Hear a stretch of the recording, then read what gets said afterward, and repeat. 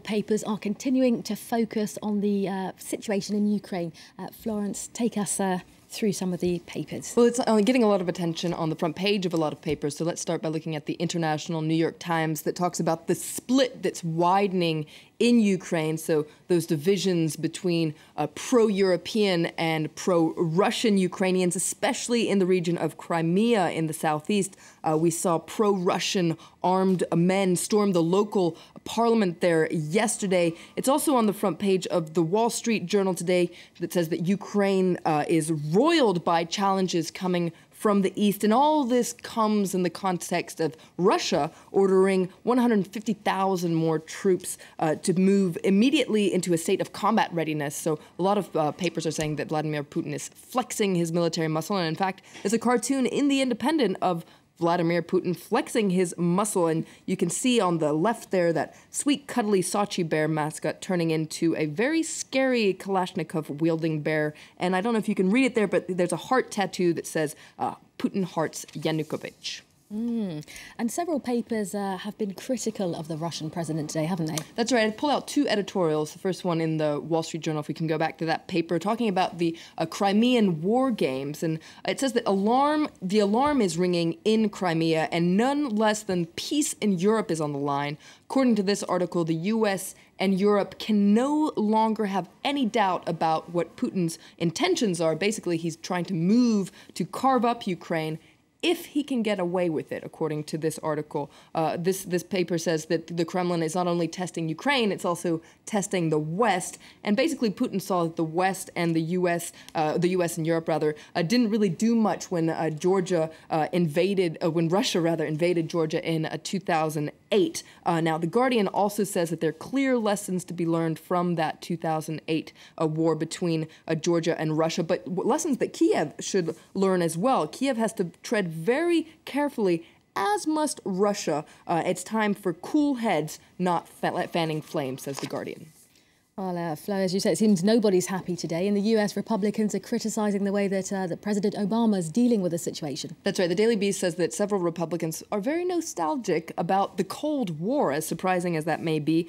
Top lawmakers in the House and Senate say that the world would actually be better if the Cold War was still on. Basically, they believe that at that time there were two superpowers. It was very clear just what they had, what the threats were. They knew how to deal with each other. Now, these Republicans are also critical of Obama for planning to cut the defense budget, and they believe that this eliminates Reagan's line of peace through strength. Now, the international New York Times has a cartoon that's also critical of Obama for planning to cut the defense budget. You can see, actually, that's not the one I wanted, but there is one in the international New York Times where basically you can see Obama reacting to this threat coming from all sorts of places in the world by deciding to cut military aid. But there's another cartoon, this time in the China Daily, which isn't really buying this cut in the military budget. You can see Obama there trying to cut a little bit out of the military spending with that little missile there, but behind him you can see the huge U.S. military, so it seems like this cut is just a drop in the ocean. Now, speaking of cutting military budgets, you've pulled out an article about an unusual tradition amongst Marines that's apparently making a comeback. That's right. Now, the Wall Street Journal says it's not a farewell to arms, it's a hello to arms. Now, what in the world is this about? Well, starting on March 9th, Marines can once again have the right to bear arms. In 2011, the U.S. Marine Corps ordered troops to keep their sleeves down, no matter what the climate or the place. Now, Marines had already grumbled in 2009 when they were ordered to keep their hands out of their pockets. They are not allowed to put their hands in their pockets unless they want to retrieve something quickly, but the sleeves went too far for them. So there were all sorts of petitions. Basically, rolling up your sleeves is a fashion statement, and it's not only just a way for them to show off their tattoos, it's actually a point of pride because there's a very special way that Marines roll up their sleeves, a traditional way that sets them apart from the Army and the Navy. So now they're going to be allowed to roll up their sleeves unless they're in a combat zone or during training or during the winter, but unfortunately, they have to keep their hands out of their pockets.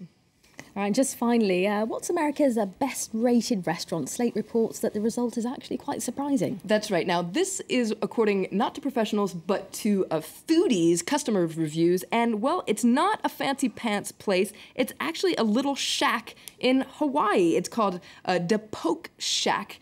You can check it out on Slate today. This was according to Yelp.com. They gave their 100 best restaurants in the U.S., and that little shack came out on top. All right, thanks very much for keeping us up to date with the international headlines there. That's all for now. We're back soon, but we do leave you with these images, live images coming in from Ukraine at the airport where we showed you our correspondent just a short time ago.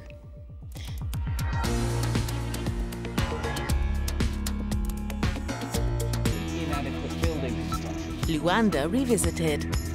In Angola's capital, dilapidated buildings are making way for skyscrapers. Since the end of the civil war, an oil boom has transformed Luanda. It's now the most expensive city in the world. But with 6 million inhabitants, it's also the capital of inequality.